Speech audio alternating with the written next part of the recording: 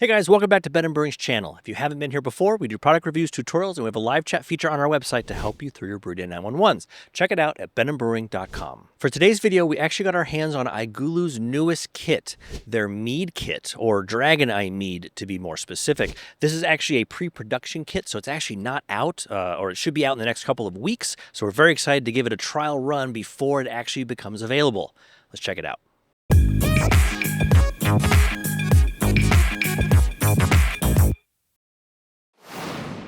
All right, so before we get started today, a quick reminder, today's video is sponsored by iGulu. You'll find a 20% off coupon linked in the description below that'll get you 20% off of the iGulu S1 or F1 if you wish to purchase one of those machines. Additionally, we'll have other links for a lot of the equipment that we use today. Those are affiliate links as well. If you do purchase it, it does help to support our channel, and if you do, we appreciate it. Thank you. Before we get started on the kit, let's talk about what mead is for the uninitiated. Mead is an ancient beverage that has been brewed for thousands of years, and it's simplest form, it's just a honey wine. Really, it's honey mixed with water that is fermented out.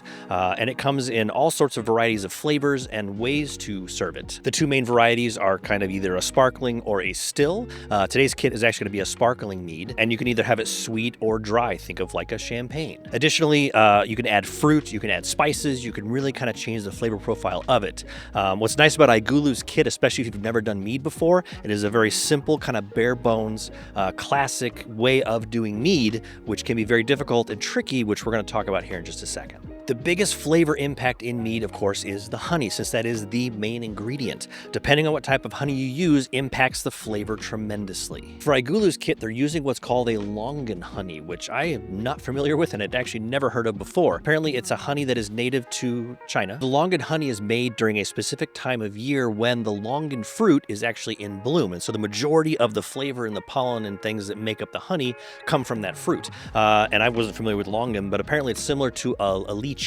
which I think is a little bit more common here in the US compared to a longan. Additionally, when I was doing research to see kind of what it was used for besides just, putting it on things like toast, it looks like you can actually brew it or use it to sweeten boba tea, which is kind of a big deal right now. So interesting to kind of have that tie-in with the honey. Although we're not making boba tea today, we're going to make some mead. As far as the flavor profile goes, it is actually very interesting. I tasted a couple of drops of the honey from the pouch once I'd put it into the iGulu keg when I was making it. It is extremely floral. It's hard to describe. If you're smelling like a bouquet of flowers and you get that kind of very floral scent, imagine if you could taste that. That is what I got. I can't think of a better way to describe it. It's extremely floral. And I'm curious to see how much of that is going to come through in the finished product as it goes through the fermentation. All right, let's get into the kit. So iGulu's kit is very simple as mead is. It comes with just basically two ingredients, which would be the longan honey, some yeast nutrient with the yeast, and of course the RFID sticker. Now, let's talk about the yeast for a moment. Honey on its own does not contain a lot of the necessary nutrients for yeast to have a healthy fermentation. If you were just to pitch regular yeast into it, it would start to ferment, but it would stall out once all the sugars were kind of eaten up, because a lot of those are kind of locked up, but there's not enough nutrients for the yeast to really multiply and, again, have a clean fermentation. What iGulu has done to simplify this process is actually include nutrients in the yeast pack so that you're kind of getting a 2-for-1. Now, a word of caution with yeast nutrients, because mead tends to be very clean, there's not a lot of room to hide off flavors. So a lot of newer mead makers, when they're making mead and they're kind of dosing their own yeast nutrients, can overdo it. What this does is you end up with a mead that tastes like yeast nutrient, which is definitely not what you want. So I'm a little curious to see if iGulu was able to nail the quantity of yeast nutrient to balance a healthy, strong fermentation with no off flavors. All right, let's make it.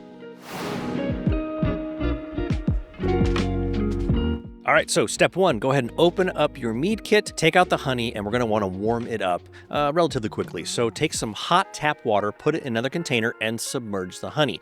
Don't use boiling water. Don't go nuts with this. We don't want to melt the plastic pouch. We just want to warm the honey up so that it's not quite as viscous and it flows better into the iGulu Triton keg, and then you don't leave as much behind in the pouch. Let that sit in the hot water for about 10 to 15 minutes. 10 minutes should be fine. You go a little longer, it's not going to be an issue. Next, you want to sanitize anything that comes in contact with your mead that you're making. So the inside of your Triton keg, the dip tube that comes up, the serving tube that goes out.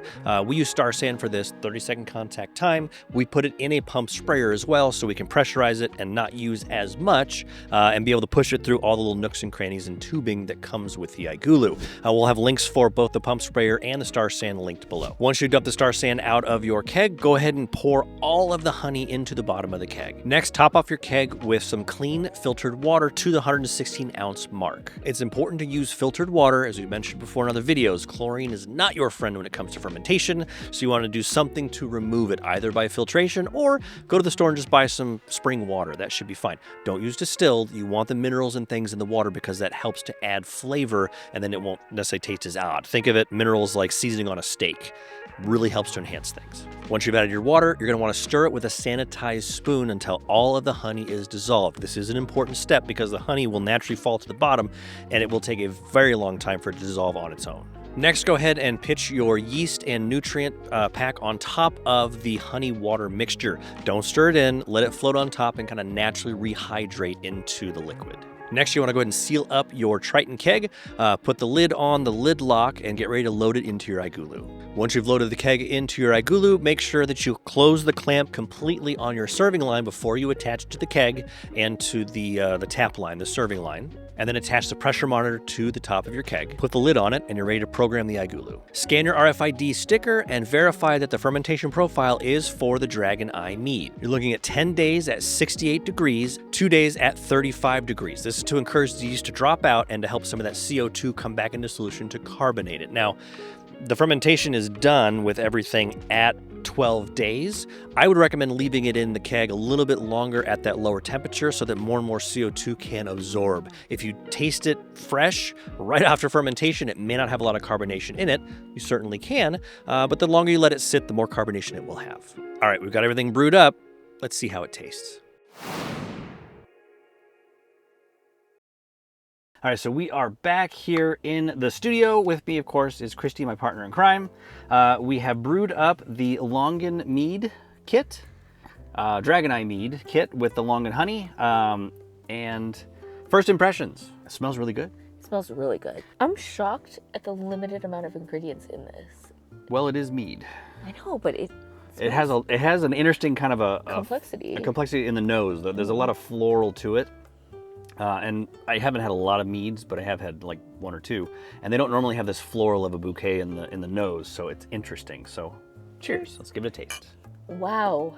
Okay, that's surprising. Surprisingly good. Yeah. For what it is. Oh, it's very good. I hope I didn't come off as like, ugh. No, that is really good. That does not taste like a traditional mead. There's a roundness in the taste. It is dry, but there is a little bit of residual sweetness to it. There's some mouthfeel to it. It's not thin at all. It has some body to it.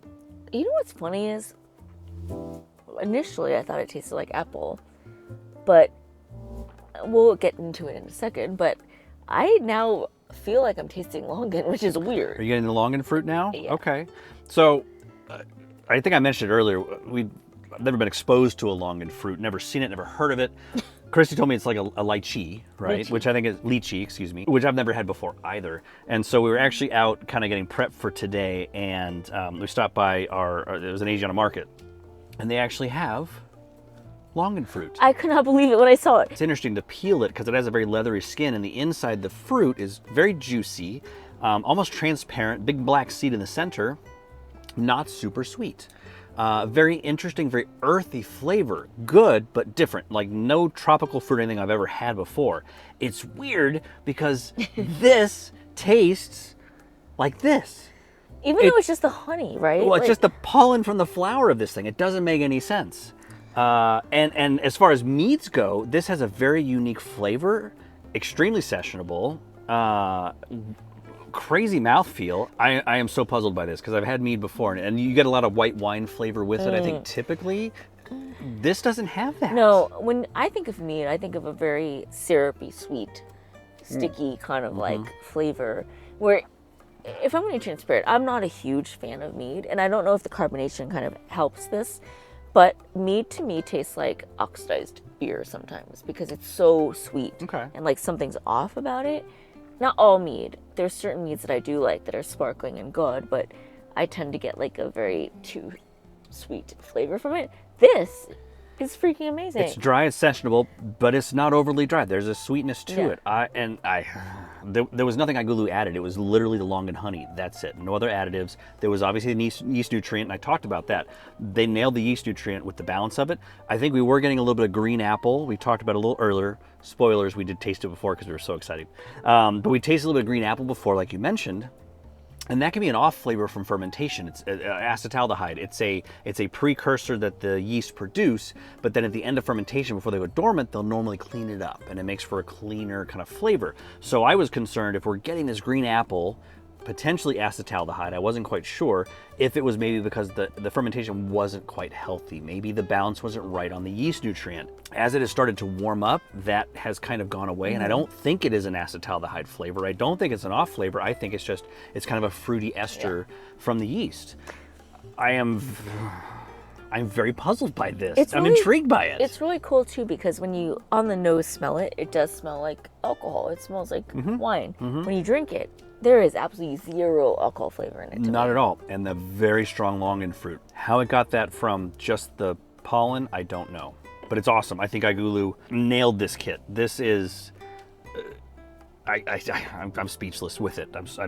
I would drink this. Yeah. I'm gonna finish this glass. This is really good. This was really one of my favorite kits in a while. If you haven't gotten your hands on this kit, definitely do it. This is a fantastic summertime beverage. It's light, it's very sessionable, it's very crisp. The carbonation is quite good too. Thank you so much for watching our video on iGulu's Dragon Eye Mead Kit.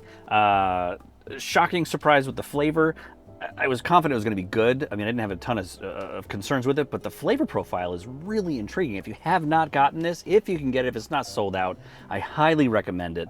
If you've never had mead before, it is a fun flavor journey, and it's a kind of a cool departure from beer, which is normally obviously what we're doing.